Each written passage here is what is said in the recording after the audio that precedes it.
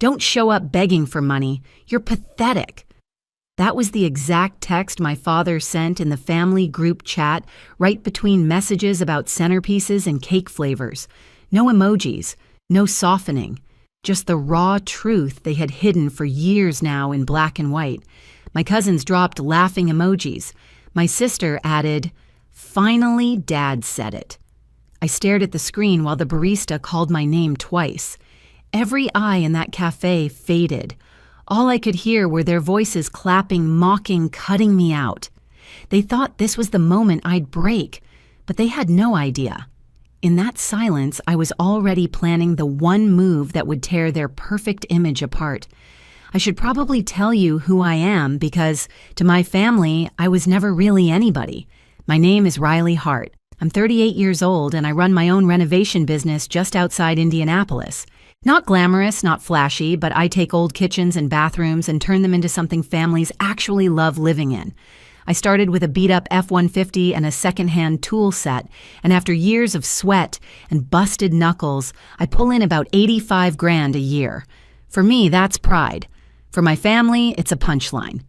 I live with my husband, Eric, and our 2 kids, Jake, who's 9 and lives for Little League, and Ellie, 5 years old and already trying to choreograph dance routines in our living room.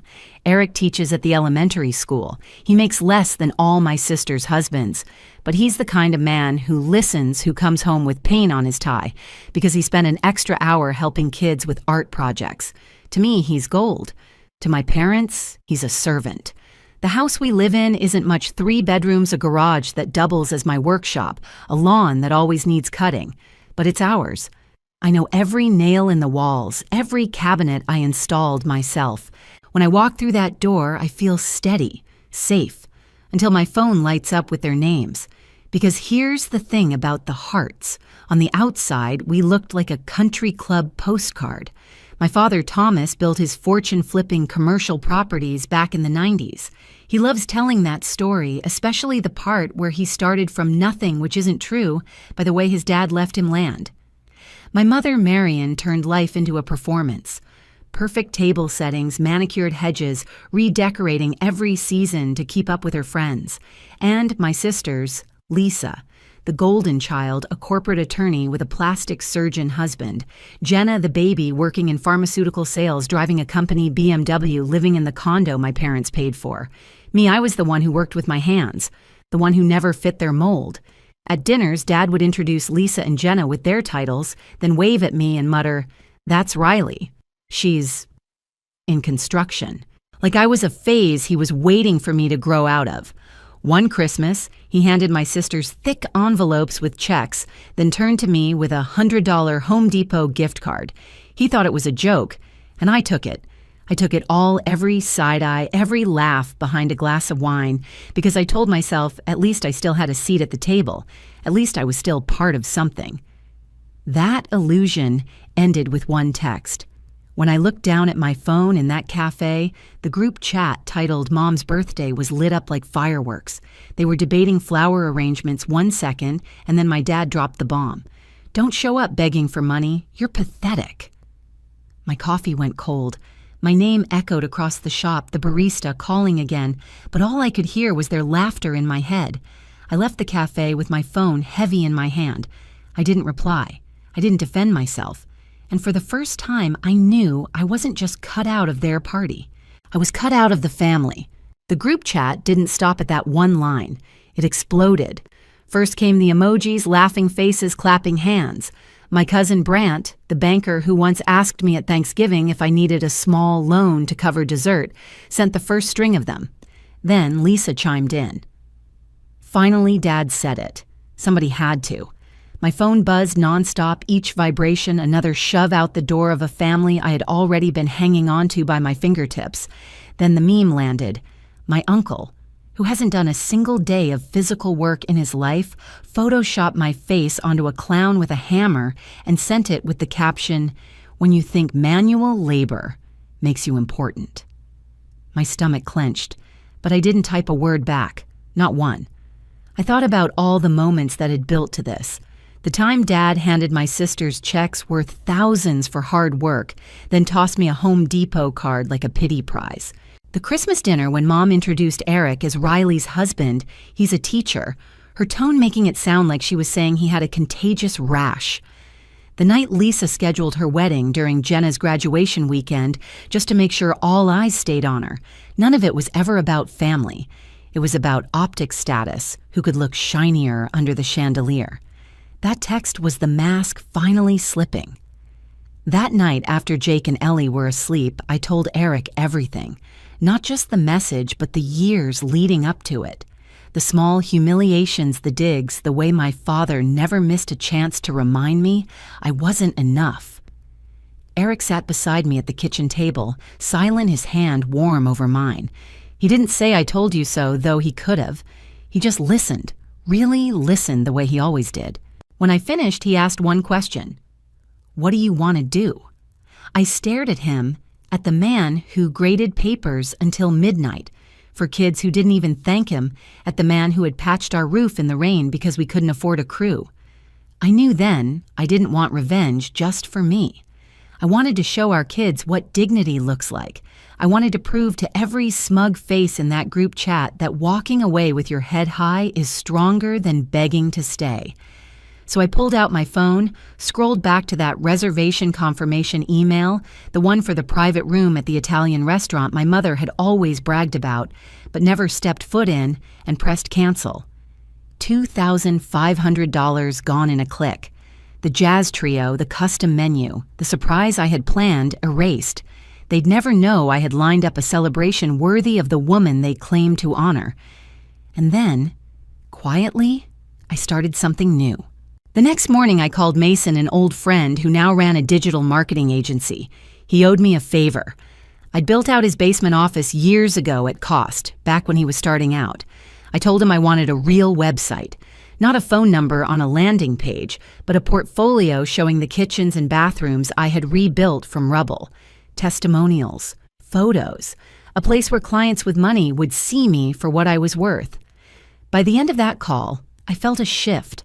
Later that week, I reached out to Ryan, my cousin, who had long ago walked away from the family circus. He lived in Asheville, ran rentals, and had once offered me a house there if I ever wanted out. For the first time, I was considering it. I didn't rage. I didn't type paragraphs in the chat. I canceled the deposit. I made 2 phone calls. And I went back to work drilling into old oak cabinetry dust in my hair, a smirk tugging at my lips. They thought I was silent because I was broken. But my silence was the sound of the ground shifting under their feet. Change didn't come like a lightning strike. It came in steady, deliberate waves. Mason delivered on his promise fast. Within 2 weeks, I had a site that didn't just list a phone number, but told a story. Before and after photos of gutted kitchens turned into magazine spreads. Testimonials from clients whose names my parents would whisper in awe if they knew. A booking system so polished that inquiries started rolling in before the site even officially launched. He even set up Instagram and Facebook pages targeted straight at the wealthier neighborhoods.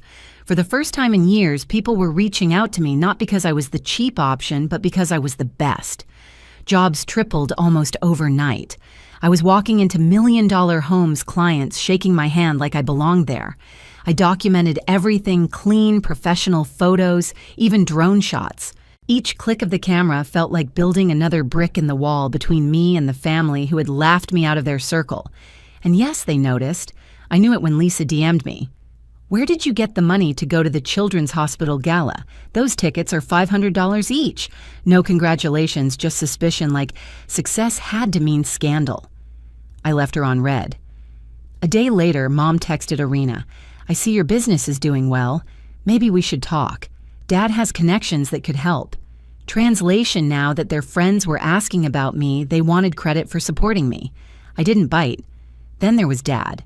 He actually called my new business line once. My assistant, yes, I had hired one, by then picked up. He hung up immediately. Just the thought of him, the man who mocked me for playing with hammers, choking on his own pride at the sound of my assistant's voice, that was worth more than any inheritance. But the most unexpected twist came from Jenna. She texted me asking to meet for coffee. Just her. No group, no entourage. I almost said no, but something in me wanted to hear what she had to say. We sat across from each other at a little cafe on the south side. She looked tired, messy bun, no makeup, nothing like the polished younger sister who always had the right bag and the right shoes. She admitted it straight. "You were right, Riley, about everything." Then she told me how the birthday dinner went down after I canceled the reservation. Dad scrambled and ended up booking a steakhouse. Mom kept asking about the Italian place, convinced something better had been planned, but Dad brushed her off. The whole night was awkward flat. People noticed I wasn't there. For the first time, I saw shame in Jenna's eyes. She confessed she'd stayed silent too long, gone along with the crowd. "They only loved you when you were useful," she said. And she wasn't wrong. By then, I had already spoken to Ryan. He told me a tenant was leaving one of his Asheville houses in a few months. 4 bedrooms, a big workshop out back, less mortgage than I was paying now. It sounded like air, like space to breathe. I didn't give my family explanations. I gave them breadcrumbs, a photo of moving boxes, a caption, "New chapter loading." That was it. While they whispered, speculated, and fumed in their group chat, I stayed quiet. But every day my silence got louder. Moving day didn't feel like an ending. It felt like oxygen. The house was stripped bare, sunlight falling across the floorboards where our couch used to sit. Jake's baseball glove was stuffed into a box, labeled in messy marker. Ellie had drawn purple flowers across her moving box, grinning like this was an adventure instead of a goodbye. Eric carried the last load out, sweat streaking his shirt, but smiling. I took one last photo of the empty living room and posted it with a caption, "Sometimes leaving toxic people behind is the only way to grow." No location tag, no explanation, just the truth. We pulled out of the driveway at 8 a.m., Eric leading with the SUV and kids me following in the rental truck. Windows down, cool air rushing in the sound of tires on pavement, louder than any goodbye my family would ever give me. 8 hours later, we were in Asheville. Ryan met us with keys and pizzas. The house was everything he promised, wide porch, backyard with a maple tree begging for a tire swing, a workshop 3 times the size of my Indiana garage. I walked through each room, bare walls echoing with the kids' footsteps, and for the first time in years, I didn't feel small. I felt free. The months that followed were a blur of building, literally and figuratively. I incorporated my business in North Carolina. Mason launched ad campaigns that put my projects in front of exactly the kind of clients I wanted: tech, CEOs buying mountain retreats, old money families restoring century-old estates. One video, a documentary-style reel of me overseeing a $1 million kitchen, went semi-viral. Suddenly, I wasn't just in construction. I was the name people called when they wanted craftsmanship no one else could pull off. Revenue skyrocketed. I went from 85 grand a year to on track for $250,000, then past it.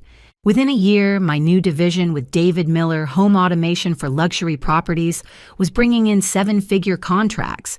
I hired a team, built a showroom downtown with demo stations, even got written up in a design magazine. And my family, they were watching. I knew because the silence turned into static. Messages started pouring in. First from Lisa pretending to be curious about how I managed tickets for the gala. Then from Mom, "Your father has connections that could help you expand." Then from Dad, "You've made your point. Enough is enough. People are asking about you. It's embarrassing. Not one apology, not one word of ownership. Just concern for their image." I ignored it all. But silence wasn't forever. Almost exactly a year after I left, the news broke.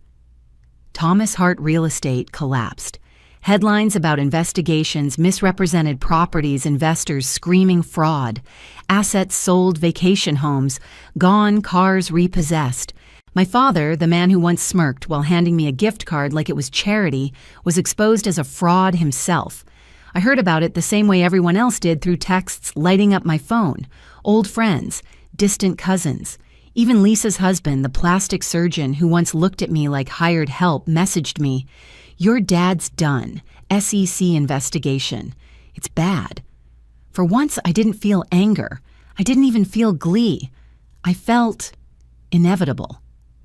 2 weeks later, my parents landed in Asheville, not in a mansion, not in a vacation rental, in a dingy condo on the outskirts of town. Their money was gone, their country club membership gone.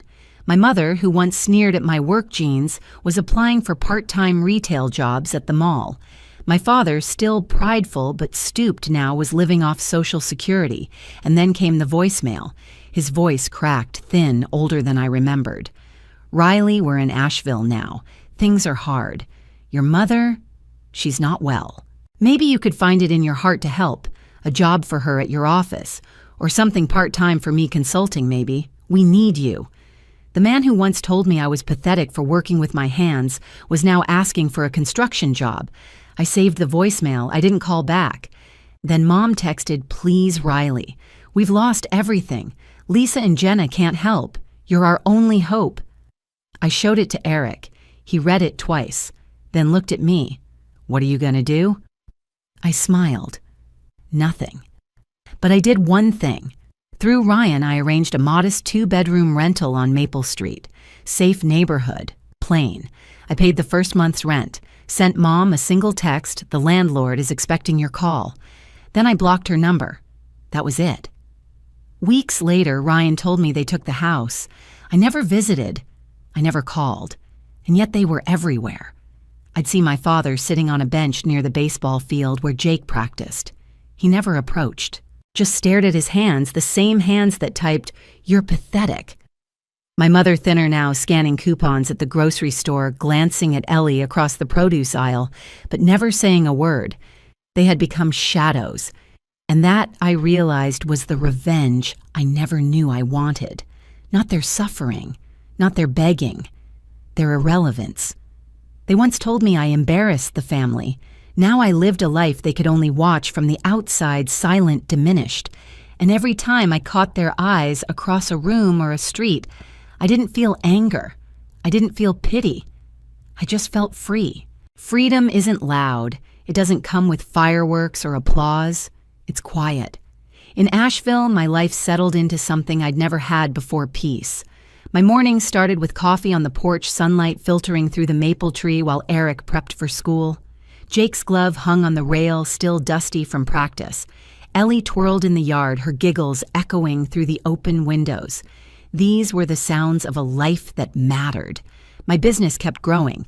The showroom downtown became a hub for clients with budgets that once seemed untouchable. We cleared more than $1 million in revenue, with projections climbing higher. I had a staff of 15 now craftsmen and women who believed in the work as much as I did.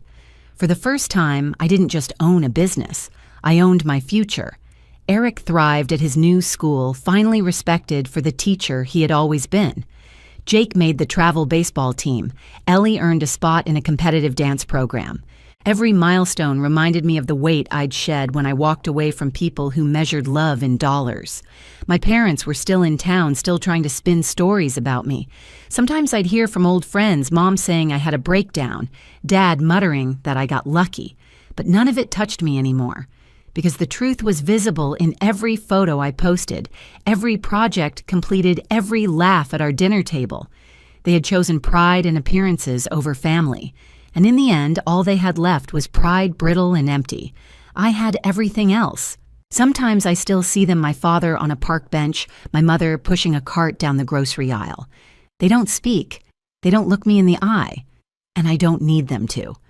Because the best revenge was never watching them suffer. It was watching them fade into the background while I built a life that finally felt like mine. Family isn't about blood. It's about who shows up, who stands with you when the world turns its back. I chose my family, the one I built with my own 2 hands. If you've ever had to walk away from people who never valued you, you're not alone. Share your story in the comments and hit subscribe for more.